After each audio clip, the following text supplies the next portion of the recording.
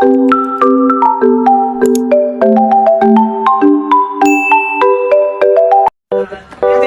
warahmatullahi wabarakatuh. Halo teman-teman, perkenalkan nama saya Tanya Salsabila. Saya dari kelas 5B Manajemen, Prodi Pendidikan Ekonomi, Fakultas Tarbiyah dan Keguruan, Universitas Islam Negeri Sultan Syarifah Riau. Di sini tujuan saya membuat video ini adalah untuk memenuhi tugas NIT semester Manajemen Pemasaran yang diampu oleh Bapak Hendra Riovita. Baiklah teman-teman, untuk video kali ini kita akan membahas tentang manajemen pemasaran. Adapun latar belakang dari materi ini adalah manajemen pemasaran adalah proses perencanaan dan pelaksanaan konsepsi, penetapan harga, promosi, dan distribusi gagasan, barang, dan jasa untuk menghasilkan pertukaran yang memenuhi sasaran-sasaran perorangan dan organisasi. Tugas utama dari pemasaran ini adalah menciptakan dan menghantarkan nilai yang memuaskan kepada konsumen agar tercipta pertukaran berkesinambungan dalam usaha yang disebut dengan manajemen pemasaran. Adapun rumusan masalah yang akan kita bahas pada materi ini adalah bila Anda ingin menjadi guru, jelaskan sistem informasi dan riset pemasaran Anda. Adapun tinjauan literatur pada materi ini adalah yang pertama, konsep sistem informasi pemasaran. Perusahaan membutuhkan informasi yang dapat dipercaya untuk menghasilkan nilai dan kepuasan yang tinggi bagi pelanggan agar dapat memenuhi kebutuhan dan keinginan pelanggan secara utuh. Informasi tersebut bisa tentang pesaing, penjual perantara, dan pelaku serta kekuatan lain di pasar. Sistem informasi pemasaran terdiri dari orang, peralatan, dan prosedur untuk mengumpulkan, memilah, menganalisis, mengevaluasi, dan mendistribusikan informasi yang diperlukan secara tepat waktu dan akurat kepada pembuat keputusan pemasaran. Oleh sebab itu, sistem informasi yang dirancang dengan baik itu selalu berawal dari pengguna dan berakhir kepada pengguna. Yang kedua, ada konsep riset pemasaran. Proses riset pemasaran dapat dilakukan.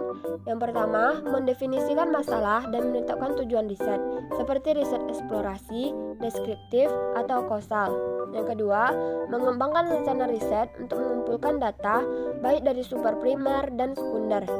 Yang ketiga, mengimplementasikan rencana riset pemasaran dengan mengumpulkan, memproses, dan menganalisis informasi. Kemudian yang terakhir, menerjemahkan dan melaporkan penemuan. Langsung saja kita bahas materi kali ini, yaitu sistem informasi dan riset pemasaran guru. Yang pertama, sistem informasi pemasaran guru. Menurut saya, sistem informasi pemasaran sebagai seorang guru, contohnya saya memberikan data diri saya ke sekolah yang saya inginkan mengenai potensi-potensi yang saya miliki. Seperti bisa menguasai teknologi dalam belajar mengajar, baik itu secara online, contohnya dalam menggunakan Google Classroom, Zoom, dan lain-lain, maupun secara offline, contohnya dalam menguasai laptop.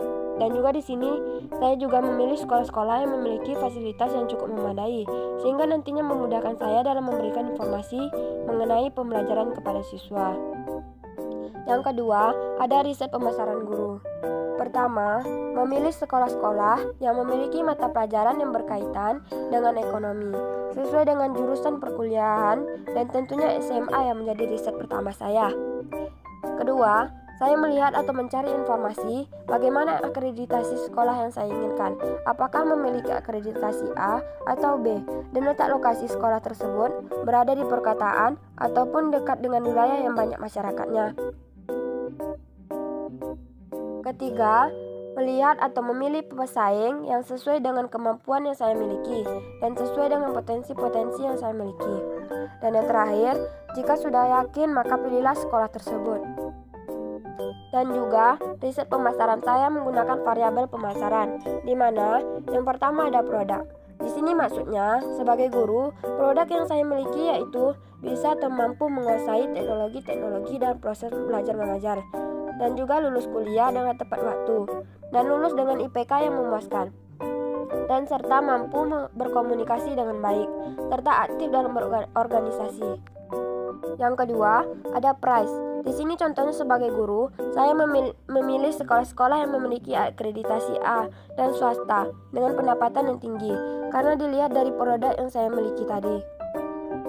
Yang ketiga, ada promotion. Di sini contohnya saya memilih sekolah-sekolah yang memiliki mata pelajaran ekonomi. Di sekolah tersebut sesuai dengan jurusan yang saya ambil di waktu kuliah, yaitu pendidikan ekonomi. Dan tentunya saya memilih SMA, dan juga saya memiliki pengalaman sebagai seorang guru karena pernah membuka les semasa kuliah tersebut dan pernah mengikuti organisasi yang berkaitan dengan mengajar.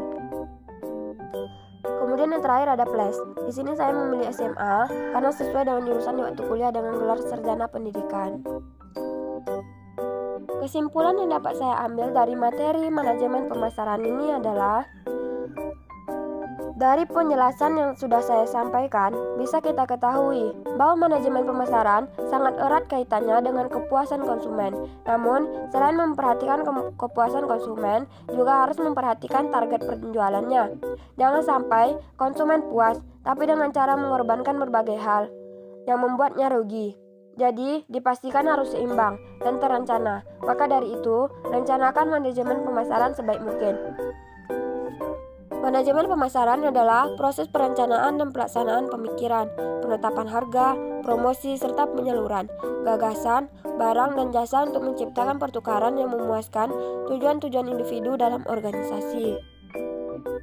Saran saya adalah, keinginan setiap guru pasti mendapat keuntungan dan sanggup mempertahankan produknya di tengah persaingan perjuangan yang ketat. Kegiatan pemasaran merupakan salah satu solusi untuk pencapaian keinginan guru tersebut. Dengan menentukan manajemen pemasaran profesional dan taktik yang sempurna dalam menjalankan aktivitas tersebut, maka keinginan mendapatkan keuntungan dan mempertahankan kelangsungan perusahaan sanggup terlaksana sesuai harapan.